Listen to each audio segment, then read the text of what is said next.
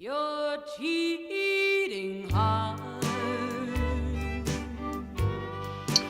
Another set of ideas, and these are completely related to that first set of ideas, is these are associated with Andrew Shirlene, the deinstitutionalization of American marriage, and he argues that there are five factors. It's really sort of a breakdown of what we just discussed as a cultural shift.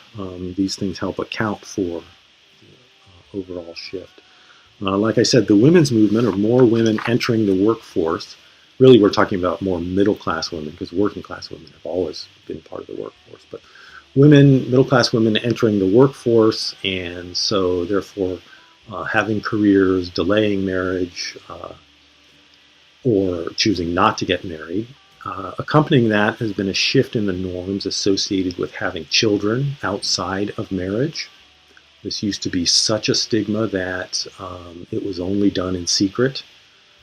It's now much less stigmatized, sometimes not stigmatized at all. The increasing divorce rates he cites as a kind of compounding factor. That is, the more people divorce, then the more people question the institution of marriage, and the less there's a stigma with divorce, and so we see a decline in people getting married.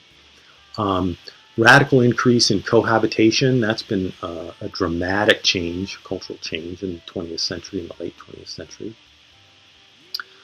And he argues that the growth of same-sex marriage also contributes to a decline in marriage. And I don't really understand this. It doesn't make sense to me, but I think the logic of the argument is that and you hear this especially from conservative critics about same-sex marriage, is that the more you open up or change or shift the idea of what a marriage is, then the less power it has, because there are more questions about what it is and what its function is, and why do it. And so arguably, it's sort of a conservative argument, I guess, that that can bring about a decline in marriages, because it opens up more questions about what a marriage is for and whether or not it's a good thing.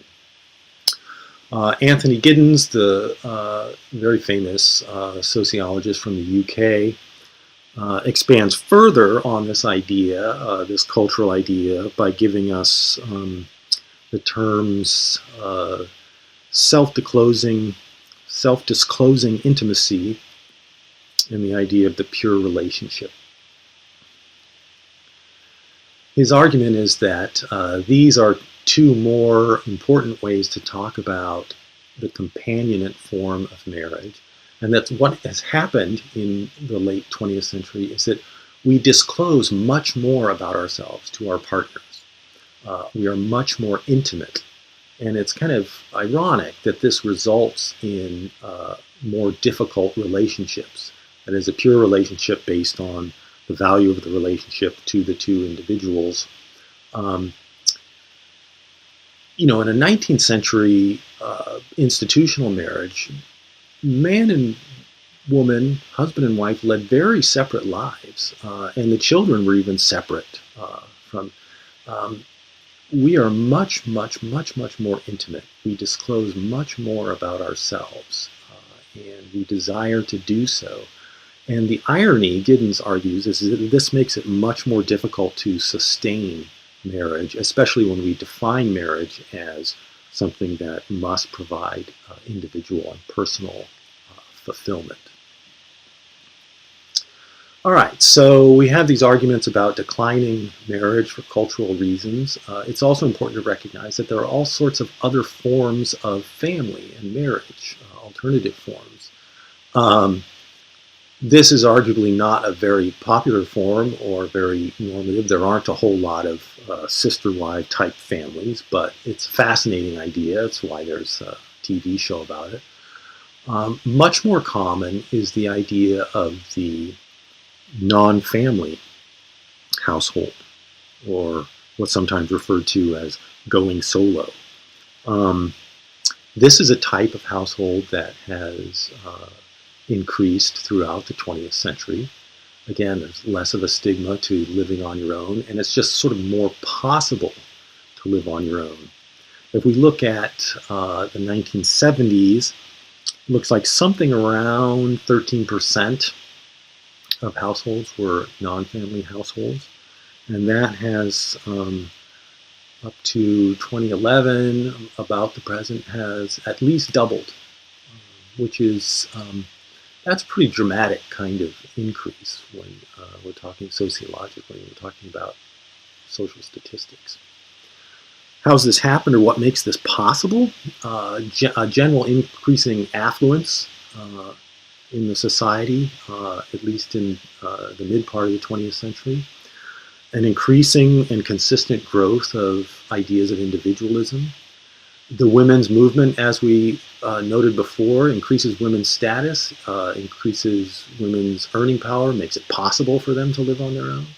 Communications technologies, I think that's an interesting argument, that people don't need to live together literally to be connected anymore. Urbanization contributes to this. And the aging population. If we live longer and outlive our partners, etc., we just tend to see more people living on their own. Cohabitating households, that is, couples living outside of marriage, what we used to call living in sin.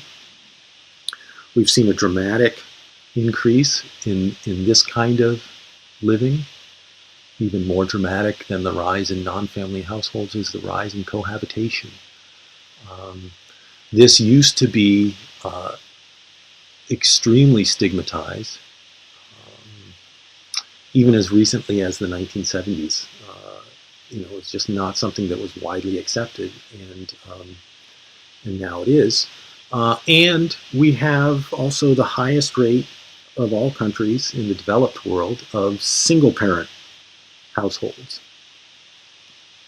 And so that's another dominant way that households are organized. So really the idea of family looks more and more like an idea or an ideal that we sort of fight for and defend, but it's not really the way most people live out their lives. Although everybody in some way somehow comes from a family, this idea of the nuclear family, mom, dad, and a couple of kids, is just not the dominant form of how we organize ourselves. Then, of course, we have to talk about the hot button topic of same-sex households, which has become a huge political debate. People defend the idea of marriage and are afraid of what will happen. Again, that this will signal the decline of society in general. This is a joke around that idea. What will happen if same-sex couples get married? Well, basically just same-sex couples get married.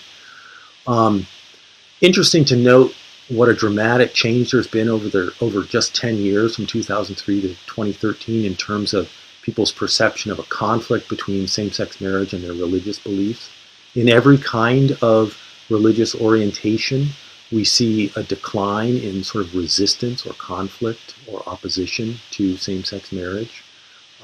Traditional college-age students today, generally speaking, generalization, just don't care about it, although it's a huge fight, a huge political fight. Michigan itself in 2004, like many states, passed a proposition. It was Proposition 04-2, a constitutional amendment that prohibited the marriage of same-sex couples. And it was just this March 21st, 2014, where this was struck down as unconstitutional. And this is what's happening to all of these, pretty much all of these state constitutional amendments. It's struck down as unconstitutional. On that day, a whole bunch of people rushed and got married. There's now an appeal, and the ruling has been stayed. So at this point, it's still illegal, technically, for same-sex couples in Michigan to get married, but it's changing, and it's changing quickly throughout the country. It's one of those things that's just falling. Many people see this as a terrible, terrible problem, as an assault on marriage. But more typically, what we see as the problems associated with marriage, what we tend to agree on more generally, is problems associated with children, the idea of child abuse, It's physical abuse that tends to make the headlines. The much more common type of abuse is just neglect, physical and emotional neglect, and that is important to remember. What else do we tend to agree on? Domestic violence. So we see the intersection of family with age and children, and also with gender, because domestic violence tends to be a gendered and a class and a race issue, like everything. We see that rates of abuse toward women by intimates varies across racial and ethnic categories. But it is women are 5 times more likely than men to be victims of domestic abuse, although they're not the only victims, but they're 5 times more likely to be the victims. Poor women, women living in poverty, 16 to 24, regardless of race or ethnicity, are much more likely to be victims of abuse. Why don't women leave? It's the question that always comes up. Well, it's very difficult. There are a variety of reasons. It's difficult for the criminal justice system to protect women who press charges and want to leave. It's difficult for women, especially poor women, 16 to 24, to survive outside of their marriage. And so homelessness is often the result of domestic violence.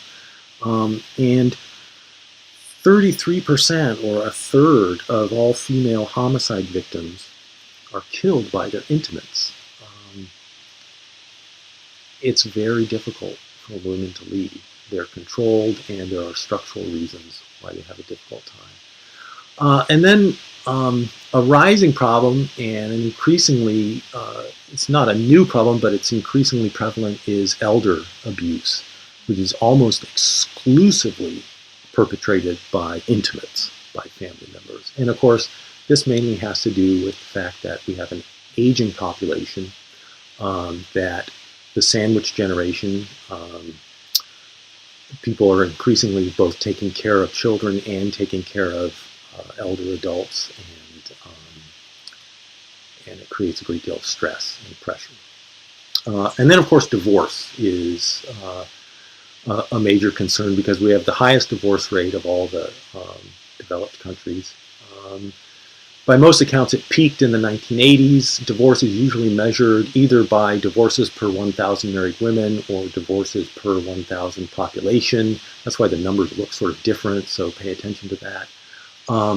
Looks like the longer you're married, the more likely you're going to stay married. That seems sort of intuitively true, and the numbers bear that out. Why do we have such a high divorce rate? Well, for all those reasons we've cited, the cultural shifts and structural shifts, etc.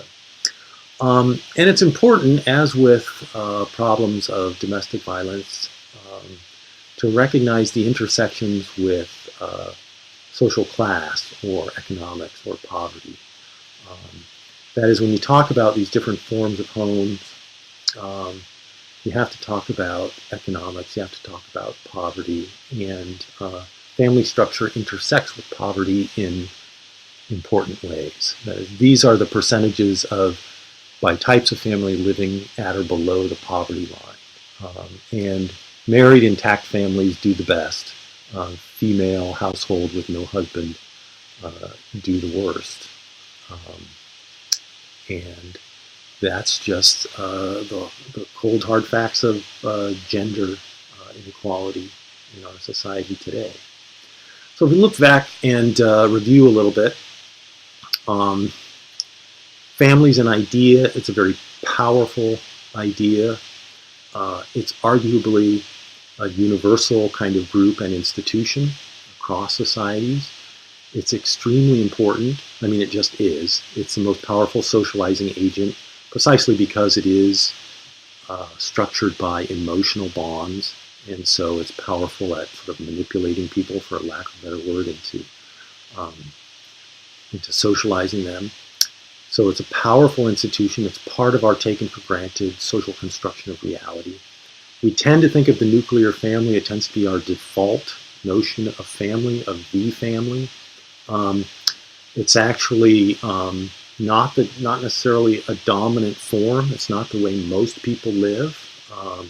Reasons for that, a variety of cultural explanations for the decline in marriage, and the rise of alternative forms of family households, non-family households.